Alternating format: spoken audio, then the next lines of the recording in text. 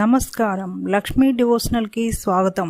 మీరు మా ఛానల్ ను మొదటిసారి చూస్తున్నట్లయితే మా ఛానల్ ని సబ్స్క్రైబ్ చేయండి, బెల్ ఐకాన్ ని క్లిక్ చేయండి. దాని ద్వారా మేము చెప్పే మరిన్ని విషయాల గురించి తెలుసుకోవచ్చు. మా వీడియో మీకు నచ్చినట్లయితే లైక్ చేయండి, షేర్ చేయండి. వీడియోను స్కిప్ చేయకుండా పూర్తిగా చూడండి. ఓం శ్రీ గణేశ నమః.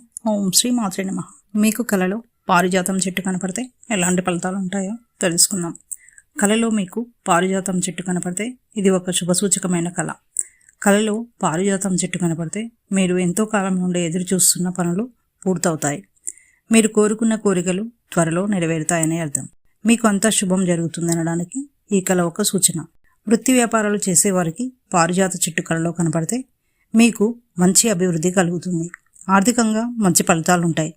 మీరు చేసే పనులు లేదా చేయబోయే పనులు విజయవంతంగా పూర్తి చేస్తారు. కలలో పారిజాతం పూలతో ఉన్న చెట్టును కలలో చూస్తే చాలా మంచి ఫలితాలుంటాయి. మీకు రాబోయే రోజుల్లో మంచి జరుగుతుంది. అనారోగ్యంతో బాధపడేవారు ఆరోగ్యవంతులవుతారు.